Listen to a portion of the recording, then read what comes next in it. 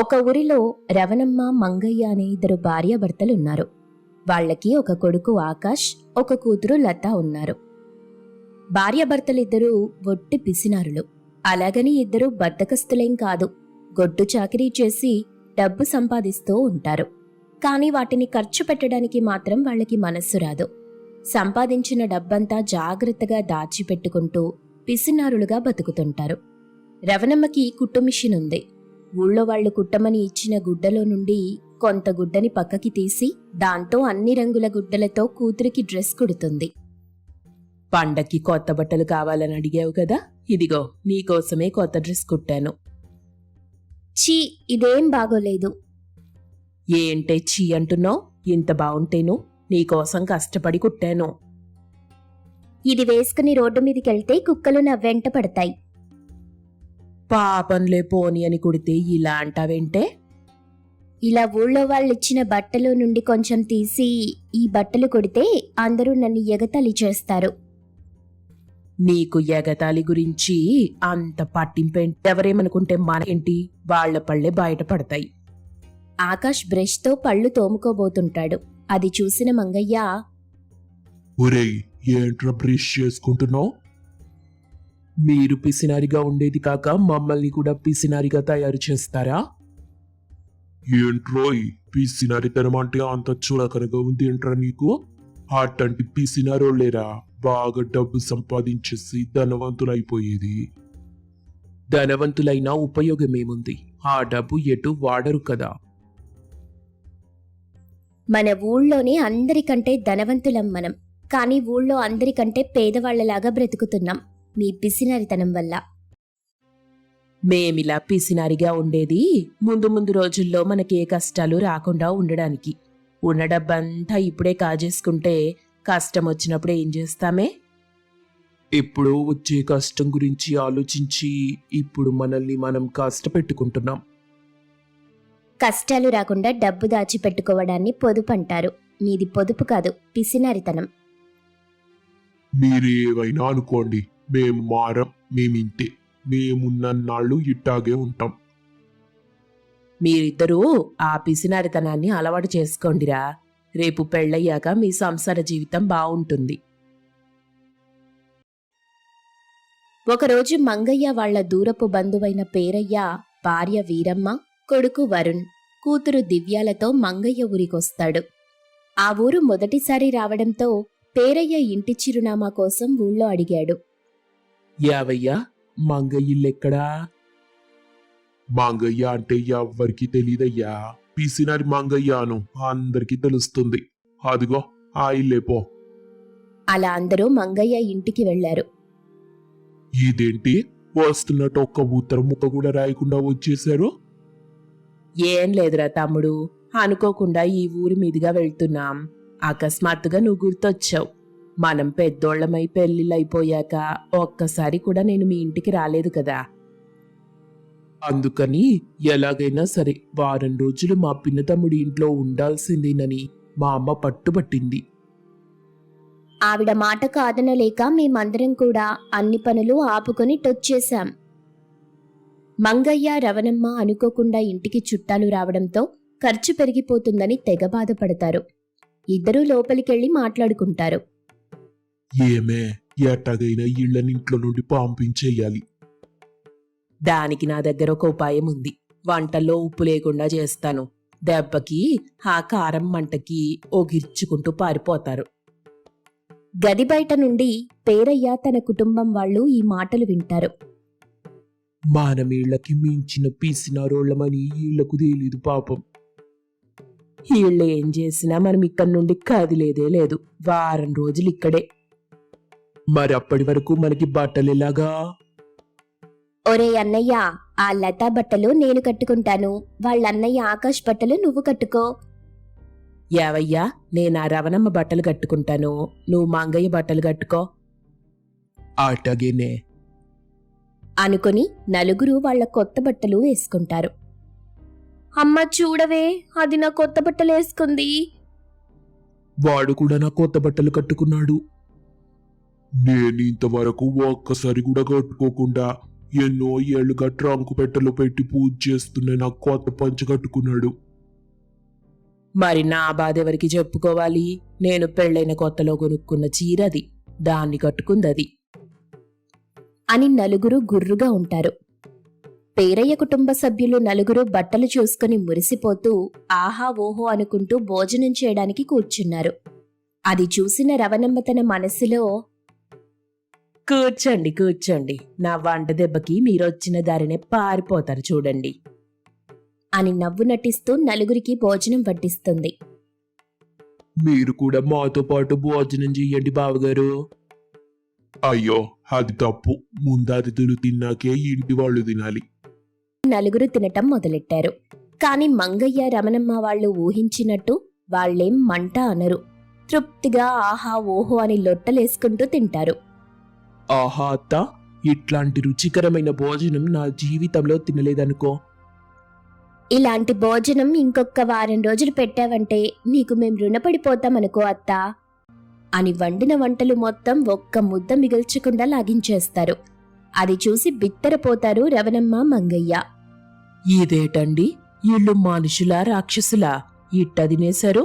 నేను వేసిన కారం మంటకి కనీసం కళ్ళ వెంట చెమ్మనీరు రాలేదు.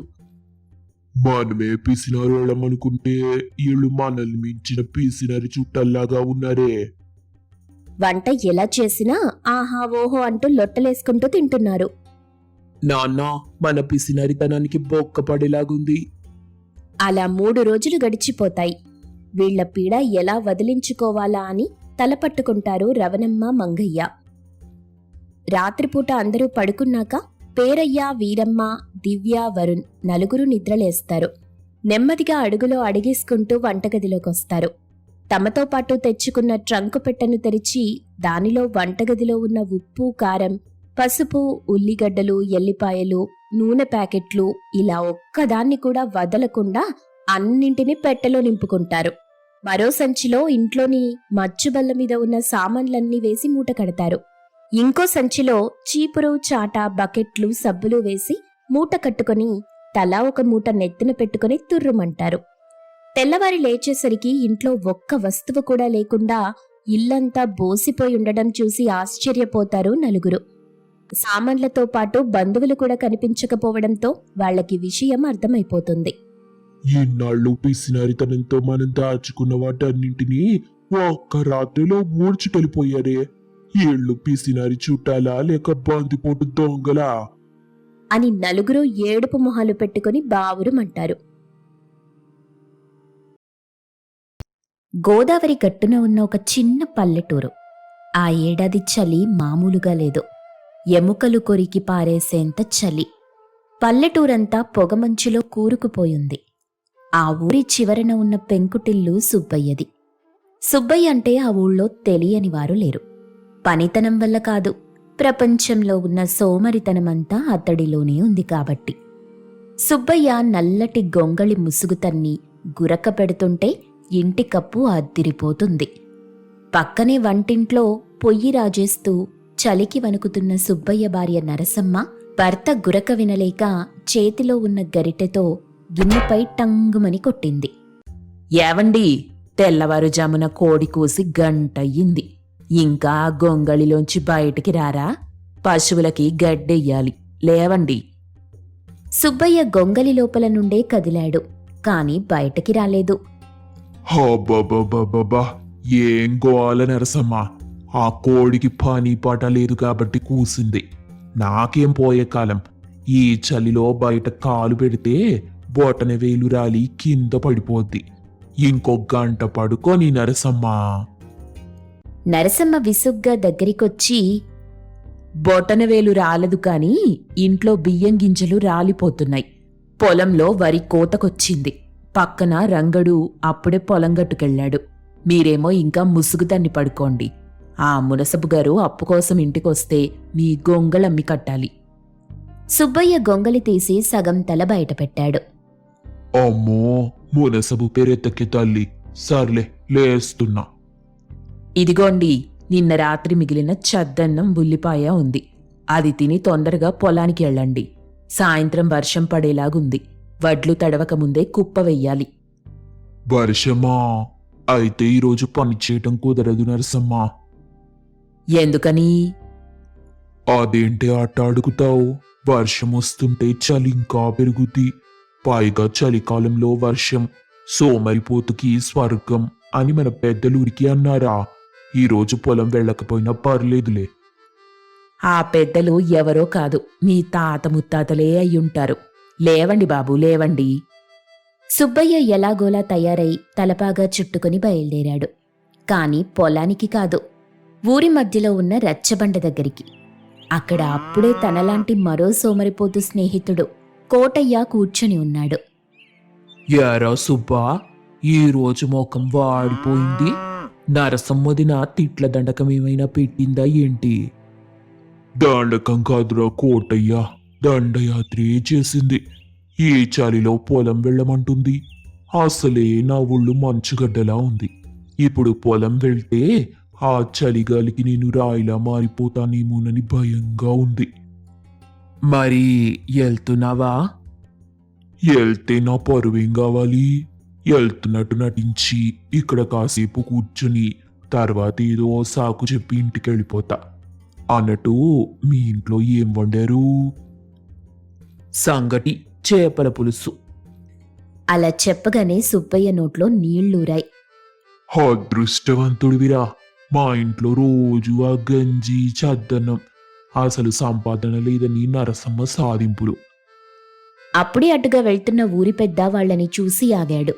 సుబ్బయ్య గుండె గతుక్కుమంది. యారా సుబ్బయ్య, పొలం గట్లన్నీ తెగిపోతుంటే ఇక్కడ కబుర్లు చెప్పుకుంటున్నావా? అది కాదు దొరా, పొలం వెళ్దామని బయలుదేరాను. కానీ ఈ ఈదురుగాలి నా ఎముకల్లోకి దూరిపోతుంది. సూర్యభగవానుడే ఇంకా మబ్బుల చటున దాక్కున్నాడు కదా, ఆయనొచ్చాక వెళ్దామని.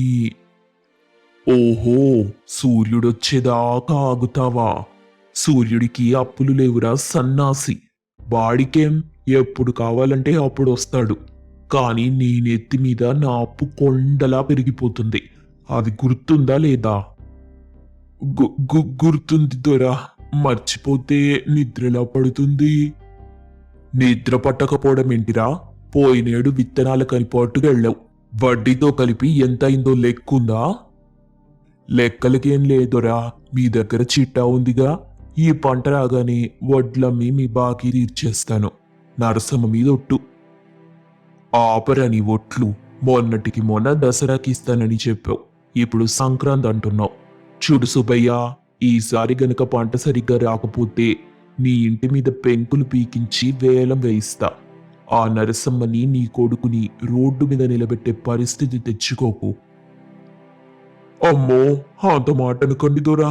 పెంకులు పీకేస్తే ఆ చలిలో మేం బతకలేం. ఇప్పుడే వెళ్తున్నా, ఈ క్షణమే పొలంకెళ్తున్నా. సుబ్బయ్యకి భయంతో నోట మాట రాలేదు. సుబ్బయ్యని చూసిన కోటయ్య మనసులో, ఇక్కడే ఉంటే ఈ మునసబు మనల్ని కూడా తిడతాడు అనుకుని అక్కడి నుండి వెళ్ళిపోదామని బయలుదేరాడు. అప్పుడే మునసబు చూపు పక్కన ఉన్న కోటయ్య మీద పడింది. ఒరే కోటయ్యా, నిన్నే. ఎక్కడికెళ్తున్నావు? దండాలండి బాబుగారు, ఏదో సుబ్బయ్యని మందలిస్తున్నారు కదా అని మిమ్మల్ని ఇబ్బంది పెట్టడం ఎందుకని వెళ్తున్నానండి. ఓ, ఎంత మర్యాదస్తుడివిరా నువ్వు. సుబ్బయ్యని మందలిస్తుంటే నువ్వెళ్ళిపోతావా? అసలు వాడికి గురువువి నువ్వే కదరా. అయ్యో రామరామ, నాకే పాపం తెలీదండి. ఆప్రాని నాటకాలు. నాకు తెలీదని బాగోతం. ఆ సుబ్బయ్య గాడంటే అమాయకుడు, భయస్థుడు. నువ్వు ముదురు. మీ ఆవిడ రంగమ్మ ఆ చలిలో నెత్తిన గంప పెట్టుకుని ఊరూరు తిరిగి పాలు పెరుగు అమ్ముకొస్తుంటే నువ్విక్కడ కూర్చుని రాజకీయాలు చేస్తున్నావా? అట్ట ఏం లేదండి. మొన్న మధ్య సంతలో కోడిపందెం దగ్గర కనిపించావంట. చేతిలో చిల్లి గవ్వలేదు గాని జల్సాలు మాత్రం జమీందారులా ఉంటాయి. సుబ్బయ్య తనని తిట్టటం ఆపి కోటయ్యని తిడుతున్నందుకు మనసులో కాస్త సంతోషించాడు. చూడండ్రా, మీ ఇద్దరూ ఊరికి పట్టిన చీడ పురుగులు. సుబ్బయ్య శన అయితే నువ్వు పీడ. ఇద్దరు కలిసి రచ్చబండ మీద కూర్చొని ఊళ్ళో వాళ్ళని చెడగొట్టడం తప్ప దేనికి పనికిరారు. దొరగారు రేపటి నుండి చూడండి, నేను కూడా పాతాళం కనిపించేలా పొలం దున్నేస్తాను. దున్నడం సంగతి దేవుడెరుగు. ముందా అరుగు మీద నుండి లేవండిరా. ఇద్దరూ జతగాళ్ళు, ఒకరికొకరు తోడు. మీ ఇద్దరిని ఇలా వదిలేస్తే కుదరదు. రేపు సాయంత్రంలోపు మీ ఇద్దరి పొలాల్లో కోత మొదలు కాకపోతే సుబ్బయ్యని ఇంటి నుండి గెంటే ఇస్తా. నిన్నేమో ఊరి మధ్యలో ఉన్న చింత చెట్టుకి కట్టేసి కొరడాతో కొట్టిస్తాను. ఏమనుకుంటున్నారో? అమ్మో వద్దు బాబు గారు, వెళ్తున్నాం. ఇదిగో ఇప్పుడే వెళ్తున్నాం. మునసబు గారు వెళ్లగానే కోటయ్య సుబ్బయ్య వైపు చూశాడు. ఓరే సుబ్బా, అనవసరంగా నీ పక్కన కూస్తున్నందుకు నాకు కూడా తగిలాయిరా. అక్షింతలు పడ్డాయి. పదరా బాబు, ఆ మునసబుగాడు అన్నంత పని చేస్తాడు. పొలం వెళ్దాం పద. పదరా. నా కర్మగాలి నేను తిట్టించుకుంటే మధ్యలో వచ్చి నువ్వు కూడా వాట వేసుకున్నావు అనుకుంటూ అక్కడి నుండి వెళ్ళిపోతాడు. సుబ్బయ్య పొలానికెళ్లేసరికి మధ్యాహ్నమైంది. సూర్యుడు కూడా చలికి భయపడి మబ్బుల చాటున దాక్కున్నట్టున్నాడు. వరి పొలంలో సగం కోత కోసి ఉంది. కాని పనిచేయడానికి కూలీలెవరూ రాలేదు. డబ్బివ్వలేదని వాళ్ళు మానేశారు. ఒంటరిగా పొలం గట్టున నిలబడ్డ సుబ్బయ్యకి ఏడుపొచ్చినంత పనయింది. ఓరి దేవుడా, ఇంత పెద్ద పొలం నేను ఒక్కడినే ఎలా కొయ్యాలి? ఒక కొడవలి పట్టుకుంటేనే చెయ్యి నొప్పి. ఇప్పుడు ఇన్ని కట్టలు ఎలా మొయ్యాలి? అంతలో ఇంటి నుండి 10 ఏళ్ల సుబ్బయ్య కొడుకు రాము పరిగెత్తుకుంటూ వచ్చాడు. నాన్నా నాన్నా. ఏట్రా, అమ్మ మళ్ళీ తిట్టిందా? కాదు నాన్న, అమ్మ పడిపోయింది. సుబ్బయ్య గుండాగినంత పనైంది. ఏంటి? ఏమైందిరా? పొద్దున నుండి చలిలో బట్టలుతుకుతుంది. అన్నం వండుతుంటే కళ్ళు తిరిగి పడిపోయింది. ఒళ్ళు కాలిపోతుంది నాన్న, లేవట్లేదు. ఆ మాట వినగానే సుబ్బయ్యకి తన సోమరితనం మీద మొదటిసారి అసహ్యం కలిగింది. చలి గురించి నిద్ర గురించి ఆలోచించిన తనకు భార్య కష్టం ఎప్పుడూ గుర్తుకు రాలేదు. పద, ఇంటికి పోదాం పద. ఇంటికెళ్లేసరికి నరసమ్మ మంచం మీద ముడుచుకొని పడుకుంది. ఆమె నుదురు కాలిపోతోంది. ఇంట్లో కట్టెలైపోయాయి. ఇల్లు మంచు గుహలా ఉంది. నరసమ్మా, నరసమ్మా, కళ్ళు తెరవ్వే. నరసమ్మ మెల్లగా కళ్ళు తెరిచింది. ఆమె గొంతు పేలవంగా ఉంది. వచ్చారా అండి? పొలం పని అయ్యిందా? వానొస్తే. ఆ స్థితిలో కూడా ఆమె పంట గురించి, కుటుంబం గురించి ఆలోచిస్తుంటే సుబ్బయ్యకి గొంతులో దుఃఖం ముంచుకొచ్చింది. నువ్వు ఊరుకో నరసమ్మా. పంట గురించి తర్వాత, ముందు నీకు తగ్గాలి. ఇంట్లో కట్టెల్లేవు. పిల్లాడికి ఆకలేస్తుంది. గంజి కాద్దామంటే మంట లేదు. సుబ్బయ్య చుట్టూ చూశాడు. తన బద్ధకం వల్ల అడవికెళ్లి కట్టెలు తేలేదు. ఇప్పుడు భార్యకి వేన్నీళ్లు కాసివ్వడానికి కూడా దిక్కులేదు. బయట చీకటి పడుతోంది. చలిగాలులు ఈలలు వేస్తున్నాయి. ఒరే రాము, అమ్మ దగ్గరే ఉండు. గొంగలి కప్పుంచు, నేనిప్పుడే వస్తా. ఎక్కడికి నాన్న? చీకటి పడింది కదా, దయ్యాలుంటాయి. దయ్యాల కంటే దరిద్రం గొప్పదిరా. భయం లేదు, నేనొస్తా. సుబ్బయ్య ఊరి చివర ఉన్న అడవి వైపు నడిచాడు. ఇదివరకైతే చీకటి పడితే గుమ్మం దాటేవాడు కాదు. కానీ ఈరోజు తన భార్య వణుకుతున్న దృశ్యం అతన్ని ముందుకు నడిపించింది. అడవిలో భయంకరమైన నిశ్శబ్దం. ఎండుకట్టెలు వెతకటం మొదలెట్టాడు. చేతులు మొద్దుబారిపోతున్నాయి. కాళ్ళు వణుకుతున్నాయి. అప్పుడతనికి అర్థమైంది, రోజూ తన భార్య చన్నీళ్లతో బట్టలుతికేటప్పుడు ఇంతే బాధపడుంటుంది కదా అని. ఛీ, ఎంత నీచుడిని నేను. చలి చలి అని ఇంట్లో కూర్చున్నాను. నా పెళ్ళాం నా కోసం కష్టపడి రోగాల పాలైంది. ఈ రోజుతో నా బద్ధకం వదిలేయకపోతే నేను మనిషినే కాదు. ఒక పెద్ద ఎండు చెట్టు కొమ్మను నరకటం మొదలెట్టాడు. టక్ టక్ మని గొడ్డలి దెబ్బల శబ్దం అడవిలో ప్రతిధ్వనించింది. చెమటలు పడుతున్నా ఆపలేదు. ఒక పెద్ద మోపు కట్టాడు. బరువెక్కువే, అయినా నెత్తిన వేసుకున్నాడు. తిరుగు ప్రయాణంలో జోరున వాన మొదలైంది. ఇప్పుడే రావాలా వర్షం? రానివ్వు. ఈ రోజు నా కుటుంబం ఆకలి తీరాలి, చలి పోవాలి. తడిసి ముద్దవుతూనే ఆ బరువు మోస్తూ ఇంటికొచ్చాడు. సుబ్బయ్య ఇంటికొచ్చేసరికి రాము ఏడుస్తున్నాడు. సుబ్బయ్య చకచకా పొడిబట్టలు మార్చుకోకుండానే తెచ్చిన కట్టెలతో మంట రాజేశాడు. ఇల్లంతా వెచ్చదనంతో నిండిపోయింది. వేడివేడి గంజి కాసి నరసమ్మకి తాగించాడు. వేడి తగలగానే నరసమ్మకి కాస్త ఉపశమనం కలిగింది. ఆమె ఆశ్చర్యంగా భర్త వైపు చూసింది. సుబ్బయ్య పూర్తిగా తడిసిపోయి వణుకుతున్నాడు. ఏవండి, ఈ రాత్రిపూట అడవికెళ్లారా? తడిసిపోయారు. మీకు జ్వరం వస్తుంది. సుబ్బయ్య చిరునవ్వు నవ్వాడు. ఆ నవ్వులో ఎప్పుడూ ఉండే వెకిలితనం లేదు, ఒక బాధ్యతుంది. నాకేం కాదులే నరసమ్మ, నా బద్ధకం జ్వరం వదిలిపోయింది ఈ రోజుతో. నువ్వు పడుకో, రేపు పొద్దున్నే పొలానికి వెళ్ళాలి. మన పంట మొత్తం ఇంటికి తెస్తాను. మునసబు అప్పు తీర్చేద్దాం. మరుసటి రోజు ఉదయం సూర్యుడు రాకముందే సుబ్బయ్య పొలంలో ఉన్నాడు. చలిని లెక్క చేయకుండా పనిచేస్తున్న సుబ్బయ్యని చూసి ఊరి జనం ఆశ్చర్యపోయారు. సోమరిపోతుగా ముద్రపడ్డ సుబ్బయ్య బాధ్యతగల కుటుంబ పెద్దగా మారాడు.